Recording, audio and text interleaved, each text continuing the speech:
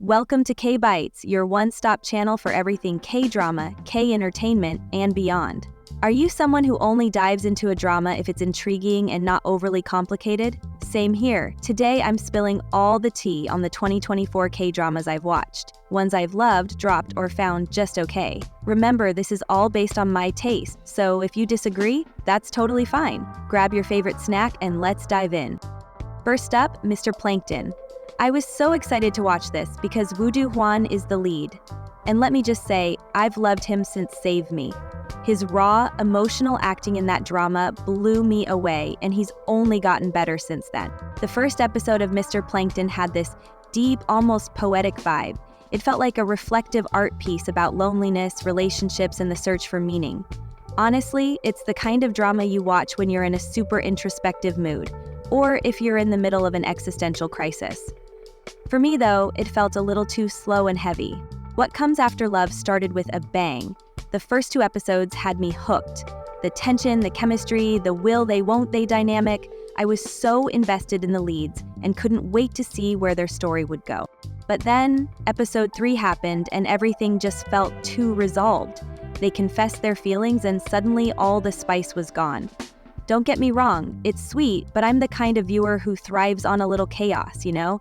I love dramas that keep me guessing, and this one just didn't do that after the initial episodes. That said, the leads were fantastic and the cinematography was beautiful. Kentaro Sakaguchi is so handsome. I couldn't stop thinking about how much I loved him in his younger movies, especially Heroine Disqualified. His presence always adds something special to a drama.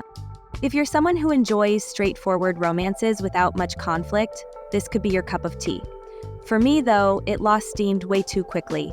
Maybe I'm just not into it at the moment, but who knows? Maybe I'll watch this again in the future, depending on my mood. The Atypical family is such an underrated gem.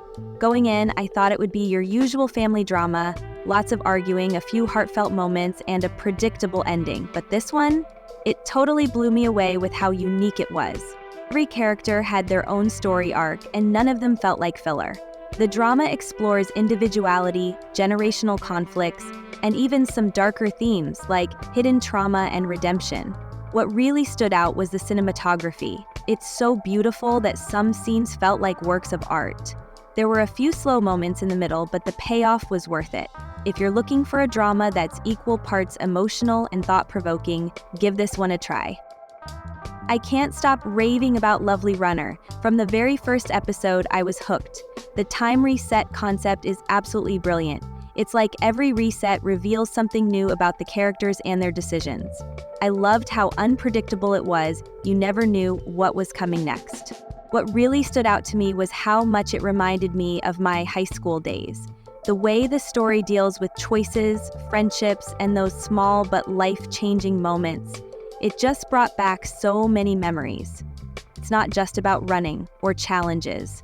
It's about life, growth, and how one decision can change everything. This is one of the most unique dramas I've watched this year. It'll stay with me for a long time. If you haven't watched it yet, what are you waiting for? Marry My Husband. Sometimes I wanted to pull Hyun's hair out of frustration. But hey, I liked her from her other dramas, so I stuck it out. The chemistry between Park Min-young and Na In-woo? Let's just say it's not the best. Still, I finished it. The story itself had a few surprising twists that kept me intrigued, but overall, it's a middle-of-the-road drama. I'd recommend it if you're a fan of the cast, but don't expect fireworks in terms of storytelling. Slum. I absolutely loved this drama. Every episode had me laughing, and the lighthearted plot was such a relief. There's no heavy drama here, it's just pure fun. The leads had such natural chemistry, and their comedic timing was spot on. If you've had a stressful day and need something to unwind, this is the perfect pick. It's light, breezy, and guaranteed to leave you with a smile. Everyone around you knows that mental health is important to your overall health. Family by choice, this one gave me all the feels. I loved the Chinese OG. And while this version had its slow moments, the warmth and connection of the family made it special. The way they tackled complicated relationships and personal struggles felt so real and relatable. By the end, I found myself wishing I could be part of their family. If you're into heartfelt dramas that focus on human connection, this one's for you. Miss Night and Day. This is a very good drama. I absolutely loved the characters. Each one brought so much life to the story. It has the perfect balance of heartwarming moments and humor that will have you laughing throughout. It's one of those dramas that you can't stop watching once you start. The performances were fantastic, and the overall vibe of the show makes it such an enjoyable watch. Highly recommended if you're looking for something light yet impactful. Queen of Tears. This drama is in a league of its own. Think Crash Landing on You vibes. So much emotion, so much heartbreak. I had to take breaks because I cried my eyes out, but it's worth every tear. The writing, acting, and pacing were all phenomenal. This is one of those dramas that reminds you why you fell in love with K-dramas in the first place. Just make sure you have tissues nearby. Thanks for tuning into K-Bites. I hope you enjoyed my take on these 2024 K-dramas. Which ones are you planning to watch? Or do you have a favorite that I didn't mention? Let me know in the comments below. And remember, don't take my advice too seriously. Everyone's tastes are different, and what didn't work for me might become your next favorite drama. That's the beauty of K-dramas. If you had fun watching this, hit that like button, subscribe to join the K-Bites family, and click the notification bell so you never miss a new video. Until next time, annyeong.